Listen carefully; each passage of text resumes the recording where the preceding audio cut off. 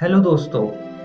आज हम जो अध्याय पढ़ने जा रहे हैं उसका नाम है सूक्ष्म जीव। इसका पहला भाग हम पहले ही कर चुके हैं। आज हम इसका दूसरा भाग करने जा रहे हैं, तो चलिए देखते हैं कि इस भाग में हम क्या जानने वाले हैं। इस भाग में हम जानेंगे सबसे पहले सूक्ष्म जीवों के बारे में कि वे हमारे शत्रु किस तरीके से हैं। तो आइए शुरुआत करते हैं जानते हुए कि आखिर सूक्ष्म जीव हमारे शत्रु कैसे हैं। इससे पहले वाली वीडियो में हमने जाना था कि सूक्ष्म जीव से हमें क्या लाभ होते हैं, जैसे कि पर्यावरण साफ रखने में हमें बीमारियों से भी ये बचाते हैं और साथ ही में हमारे लिए कई सारी चीजें बनाते हैं, जैसा कि हमारे खाने की इडली, डोसा, ब्रेड इत्यादि। अब जानते हैं कि ये परेशानियां क्या क्या करते हैं।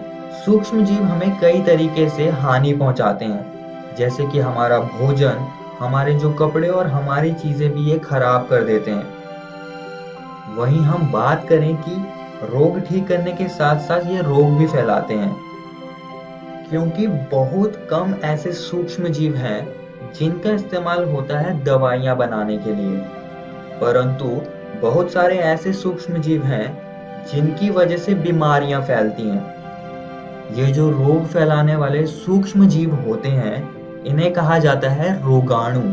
तो आखिर ये रोगाणु हम तक पहुंचते कैसे हैं? ये रोगाणु हम तक हवा से या फिर पानी से या फिर जो खाना हम खाते हैं उससे पहुंच सकते हैं, और इस सब के थ्रू ये हमारे शरीर में प्रवेश कर जाते हैं। ऐसा भी हो सकता है कि कोई व्यक्ति पहले से संक्रमित हो, तो अगर हम ऐसे व्यक्ति के संपर्क में आते हैं तो भी हो सकता है कि वो संक्रमण हमको हो जाए और हम बीमार पड़ जाएं। तो क्या सभी रोग संक्रमित होते हैं? अब अगर ऐसा सोचा जाए तो मान लीजिए कि आपके दोस्त को बुखार हो, तो उसके साथ बैठने से आपको बुखार तो नहीं होगा, परंतु मान लीजिए उसे खांसी हो रही है, तो चांसेस है कि आपको भी खांसी हो जाए। तो इससे हमें समझ में आता है कि कुछ रोग संक्रमित होते हैं और कुछ संक्रमित नहीं होते हैं। तो ऐसे रोग जो एक संक्रमित व्यक्ति से फैलते हैं उन्हें कहा जाता है संचरणीय रोग। ऐसे रोग हैं जैसे कि सर्दी जुकाम या फिर क्षय रोग या हैजा। तो सर्दी जुकाम, क्षय रोग और हैजा कुछ ऐसी बीमारियां हैं जो अगर किसी व्यक्ति को हो और आप उसके साथ हो, तो हो सकता है कि वो बीमारियां आपको भी हो जाएं, और इसीलिए इन बीमारियों को कहा जाता है संचरणीय रोग। तो चलिए जानते हैं कि आखिर बीमारियां और किस तरीके से फैलती हैं। तो जैसे कि घरेलू मक्खी, कीट जो होते हैं, यह भी रोग के कारक होते हैं। दरअसल इन्हें रोगवाहक कहा जाता है।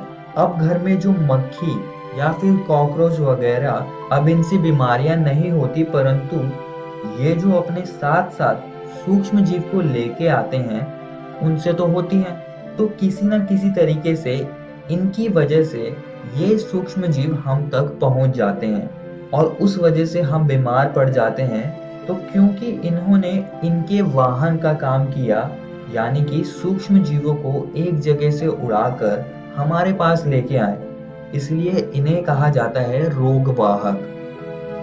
इसके अलावा कुछ ऐसे मच्छर भी होते हैं जिनसे बीमारियां फैलती हैं, जैसे कि मादा एनोफिलीज मच्छर से मलेरिया होता है और एडिस मच्छर से डेंगू फैलता है। तो इनमें क्या होता है कि वो मच्छर होते हैं, उनकी वजह से तो बीमारियां नहीं होती हैं, लेकिन जो मच्छर साथ में सूक्ष्म जीवों को लेकर घूम रहे हैं उनकी वजह से बीमारियां होती हैं। और क्योंकि हमें ये मच्छर काट लेते हैं, इस वजह से ये जो रोगाणु हैं और सूक्ष्म जीव वो हमारे शरीर में चले जाते हैं और हम बीमार पड़ जाते हैं। तो चलिए जानते हैं कि हमें इनके उपचार के लिए क्या करना चाहिए।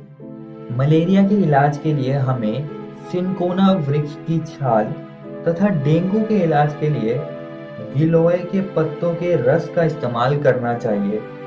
इससे क्या होता है कि जो जीवाणु होते हैं इनसे होने वाली परेशानियां कम हो जाती है और धीरे धीरे ये ठीक हो जाती है। तो चलिए जानते हैं कि पौधों में रोग उत्पन्न करने वाले सूक्ष्म जीव क्या हैं। आप में से कुछ सोच रहे होंगे कि पौधों में भी बीमारियां होती हैं क्या? दरअसल हाँ, पौधों में भी बीमारियां होती हैं। उदाहरण के लिए जो हमारी फसलें खराब होती हैं वो इसी वजह से होती है क्योंकि पौधे बीमार पड़ जाते हैं। जैसे कि नींबू का कैंसर, ये भी एक जीवाणु द्वारा होता है। इसमें क्या होता है कि जो नींबू होता है उसकी सतह पर धब्बे आ जाते हैं और वे खराब हो जाता है। और अगर हम गेहूं की बात करें तो गेहूं में रस्ट कवक की वजह से आता है। इससे गेहूं में भूरे रंग की एक परत आ जाती है और गेहूं खाने लायक नहीं रहता। तो ये पौधों में सूक्ष्म जीवों से होने वाली कुछ परेशानियां हैं। इससे बचने के लिए हम कीटनाशक का इस्तेमाल कर सकते हैं। तो चलिए जानते हैं कि इस वीडियो में हमने क्या सीखा।